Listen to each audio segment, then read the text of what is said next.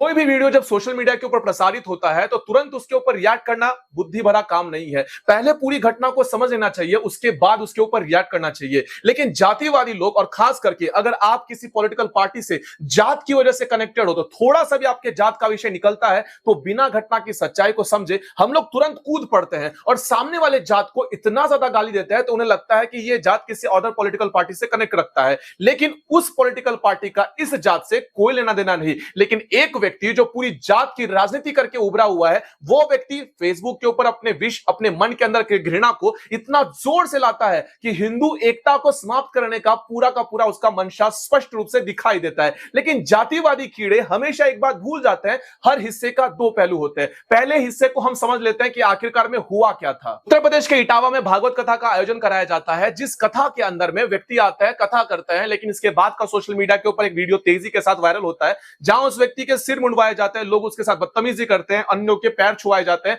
और कथित तौर पर एक बात और सामने आई है कि एक महिला का मूत्र भी उसके ऊपर छिड़का जाता है, उसका शुद्धिकरण किया जाता है। यह वीडियो सोशल मीडिया के ऊपर तमाम तरीके से वायरल होने के पश्चात एक एंगल यह सामने आ गया कि यादव होने की वजह से उनके साथ ऐसा अपमान भरा कार्य किया गया। अगर यह घटना सत्य है तो यादव होने की वजह से उनको अगर ऐसा अपमानित किया गया तो पूरे के पूरे गांव को इसकी सख्त से सख्त सजा मिलनी चाहिए। 4 लड़कों को कैद कर लिया गया है। इस घटना के पश्चात में जिस तरीके से फेसबुक के ऊपर एक अलग सा हंगामा तैयार होकर मैंने देखा था, और खास करके ट्विटर के ऊपर, कि पूरे ब्राह्मण समाज को अलग से गाली देना शुरू कर दिया गया था। अब वहां के लोगों की मानसिकता क्या थी क्या नहीं, लेकिन एक वीडियो का एंगल देखते ही पूरे एक तरीके से विचारधारा बना दिया गया था कि सारा का सारा ब्राह्मण समाज जो है वो एक कटघरे में आकर खड़ा हो गया था। मैंने भी कहा कि यह गलत है, लेकिन जब मैं देख रहा हूं कि 2 व्यक्ति या 4 व्यक्ति के किए जाने कृत्य को या 15-20 लोगों के किए जाने कृत्य को पूरे समाज के साथ जोड़ दिया जाता है और पूरे ब्राह्मण को गाली दिया जाता है केवल एक साइड के वीडियो को देखकर, और एक पॉलिटिकल पार्टी जिसका पूरेपूर फायदा उठाती है,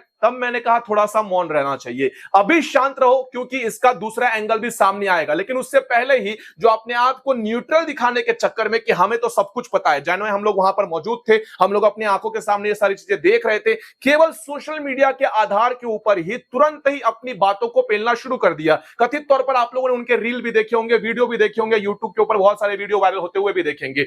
अब जो घटना हुआ वो गलत ही है, उसे कोई सच नहीं कह रहा, लेकिन इसका दूसरा एंगल क्यों नहीं बताया जा रहा है? क्या कहा गया, यानी वहाँ पे क्या बात हुई, ऐसी क्या घटना हुई जो इतनी बड़ी हो गई?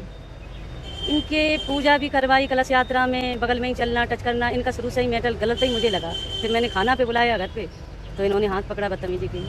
तो एक वीडियो भी वायरल हो रहा है जहाँ पे केस काटे जा रहे हैं, ये सब, ये आखिर ये क्या वजह थी? ये जब गांव के बच्चों ने देखा कि भाभी के साथ बदतमीजी इसने की, हमने बताया तो उन्होंने माफी मंगवाई, बस। दूसरा एंगल जैसे ही सोशल मीडिया के ऊपर वायरल होता है तो अचानक से इसी महिला को इतनी ज्यादा गंदी और भद्दी गालियां देना शुरू कर दिया, तो मैं सोच में दंग रह गया। और जब इन लोगों के मैं अकाउंट चेक कर रहा हूं, फेसबुक के ऊपर, इंस्टाग्राम के ऊपर या फिर ट्विटर के ऊपर, मोस्टली अकाउंट फेक है। और जो फेसबुक के ऊपर अकाउंट है वो एक पॉलिटिकल पार्टी से ग्रसित है, एक पॉलिटिकल पार्टी को सपोर्ट कर रहे हैं, जस्ट बिकॉज वो एक पॉलिटिकल पार्टी उनकी जात को सपोर्ट करता है और वो जात के आधार पर ही राजनीति करता है। तो जाति के आधार पर राजनीति करने वाले व्यक्ति महिलाओं के प्रति कितना सम्मान रखते हैं और अपनी भावनाओं को प्रकट करते समय अपनी मर्यादा को कैसे लांघते हैं, ये भी मैंने स्पष्ट रूप से देख लिया। अब ये दूसरा एंगल है। अब मैं उस एंगल को गलत नहीं कह रहा या इसे पूरी तरह से सही नहीं ठहरा रहा, हो सकता है कि अन्य घटना हो, लेकिन एक चीज को आप लोग नोटिस कर रहे हो या नहीं मुझे अभी तक नहीं समझ आया कि कथा करने वाला व्यक्ति दूसरा है और जिसका सिर मुंडवाया गया वो व्यक्ति दूसरा है, जो पहले स्कूल चलाता था और बाद में इसमें आ गया था। अब इस व्यक्ति को मारा गया या पीटा गया या फिर उसके साथ बदतमीजी की या उसके सर को मंडवा दिया गया, तो इसने महिला के साथ अभद्र कार्य किया तभी ना किया गया। भागवत गीता करने वाला व्यक्ति तो उसके सर के ऊपर बाल भी दिख रहा है और ना ही उसके साथ कोई अभद्रता की गई है।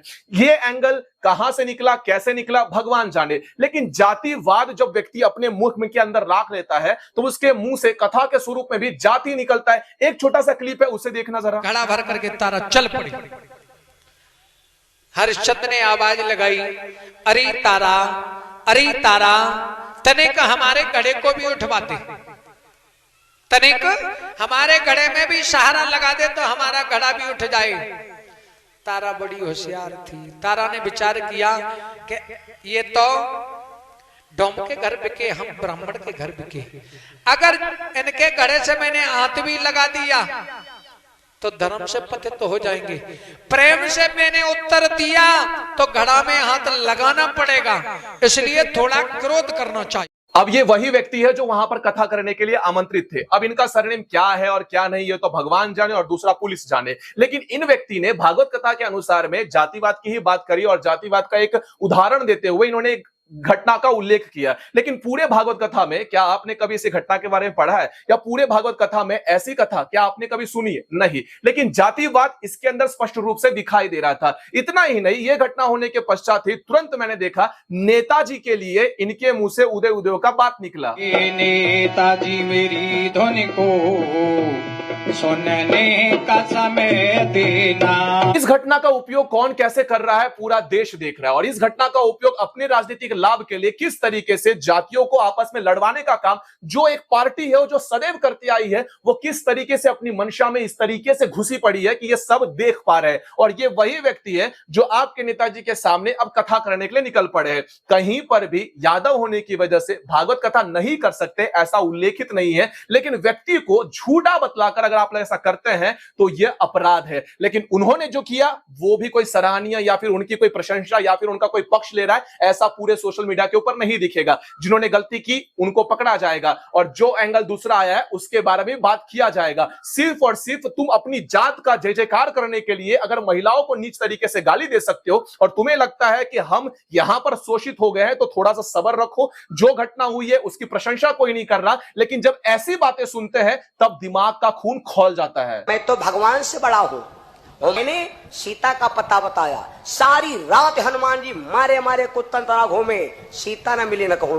भगवत कथा जब हम बताते हैं, लोगों को सुनाते हैं, तो लोग उसमें इतना ज्यादा मनमोहित हो जाते हैं कि उसके शब्दों को सुनकर हम अपने आप को पूरी तरीके से उस समय में पाते हैं जब आपके शब्दों की मर्यादा आप लांघने लगे। हनुमान जी कुत्ते की तरह यहां वहां घूम रहे थे, ये शब्द अगर आप भागवत गीता में सुनाने लगे तो वो भागवत गीता नहीं होती या भागवत कथा नहीं किया जाता है। वहां आपके शब्दों की मर्यादा पूरी तरह से कलंकित हो जाती है और यह शिक्षा लेने के बाद ही समझ में आता है। स्कूल का बिजनेस कर रहे थे, मोदी जी ने स्कूल बंद करवा दिया, इसीलिए इस धंधे में आ गए। यह कोई धंधा नहीं है, यह एक प्रकार की शिक्षा है जो हम समाज को देने के लिए आते हैं। और छोटी सी बात को ना समझने वाले लोग इसे केवल धंधा का स्वरूप देकर जब आप सामने वाले व्यक्ति को शिक्षा देने की बजाय उन्हें जातिवाद की ऐसी ऐसी गंदगी परोसते हैं, तब उनका भी दिमाग खराब होता है सर। और इसके बाद ऐसे शब्द सुनने पड़ते हैं। भारत की नैया मझधार में गई, मझधार में गई और बाबा चले गए पैदल, रंडी कार मां गई। अगर आप लोग को लगता है कि ये शब्द सही है भागवत कथा बताने के लिए, क्योंकि मैं पहले बिजनेस कर रहा था, स्कूल चला रहा था, मैं किराने के टपरी पे काम कर रहा था, मैं पंचर साट रहा था और अचानक से मेरा वो धंधा मोदी जी ने बंद कर दिया, इसलिए मैंने सोचा कि गुरु का साथ लेते हैं, भागवत कथा स्टार्ट कर देते हैं। यह कोई बिजनेस नहीं है जिसे हम लोग स्टार्ट कर देंगे। इसके लिए गुरु शिक्षा और इसके लिए आपको परिश्रम करना पड़ता है, शब्दों की मर्यादा को समझना पड़ता है, समझाना पड़ता है। अब कुछ लोग मेरे जाति को ढूंढकर तुरंत ही अपनी विषय जो है, अपनी बुद्धि का लेवल है वहां पर दिखाएंगे, क्योंकि ये लोग महिलाओं को नहीं छोड़ रहे तो हमको क्या छोड़ेंगे। और जहां तक बात रही वो महिला का पेशाब छिड़का गया, उसकी अभी तक पूरी तरह से पुष्टि नहीं हुई है, तो इस घिनौनी बात को इतना ज्यादा उछाल उछाल कर बताने की आवश्यकता नहीं। और जो कर रहे हैं बाबू, फेक आईडी से कमेंट कर देने से या फेक आईडी से इंस्टाग्राम चलाने से या फिर ट्विटर चलाने से या फेसबुक चलाने से अगर आप लोग को लग रहा होगा कि हमें कोई पकड़ नहीं सकता, पकड़े जाओगे। इसीलिए कोई भी राजनीतिक व्यक्ति आपको बचाने के लिए नहीं आएगा। अगर आपके ऊपर कोई केस हो जाता है तो कृपया करके अपनी जातिवाद जो गंदगी है उसे बाहर मत निकालो। क्या सही क्या गलत यह पुलिस निर्धारित करेगी। अगर गलती की है तो जेल में बैठे हुए व्यक्ति है। और इसके लिए यह बात स्पष्ट रूप से जातिवाद का कीड़ा अपने मन के अंदर से निकाल दो। और जो लोग जानबूझ के इस घटना को जातिवाद का एंगल दे रहे हैं, थोड़ा सा सावधान रहिए और थोड़ा सा सचेत रहिए, क्योंकि हर घटना का दो पहलू होता है। पहले पहलू को समझ के उस पर कूद पड़ना, उसके ऊपर रिएक्ट करना कहीं से उचित नहीं होता है। दूसरे घटना एंगल को भी समझा करो, उसके बाद बात किया करो। और पहला एंगल अगर सही है तो उसकी कड़ी से कड़ी सजा मिलेगी। दूसरा एंगल में अगर सही मिलता है तो आपको भी उतनी ही कड़ी सजा मिलेगी। क्योंकि मैं देख चुका हूं कि एक वीडियो जब मैंने महाकुंभ पे बनाया था और उसके अंदर किस तरीके से एक समाजवादी पार्टी का नेता का व्यक्ति जोर जोर से चीख रहा था, लोगों को भ्रमित कर रहा था, उस वीडियो के ऊपर मुझे कितनी मां बहन की गालियां दी गई थी, सिर्फ यह बोलने के लिए कि महाकुंभ में ऐसी नारेबाजी करना, एक हुड़दंग मचाना आपकी नीच मानसिकता को प्रदर्शित करती है। लोगों के सामने जाकर चीखना यह गलत है। उसी के अंदर मेरी मां बहन को गाली दी गई थी। तो आप लोग मां बहन के संस्कार यहां पर आकर मत दिखाना। और मुझे पता है आप जरूर दिखाओगे। जो भी घटना घटित हुई है उसका प्रत्येक व्यक्ति विरोध कर रहा है, लेकिन खबरदार, अगर किसी की मां बहन को गाली दिया तो तुम्हें भी सुनने की क्षमता रखनी पड़ेगी। और पहले पूरी घटना को जानो, उसके बाद बोलो। राजनीतिक पार्टी को अपना बाप मत बनाओ। अगले वीडियो के अंदर मिलते हैं सनातन न्यूज़। तब तक के लिए जय सनातन।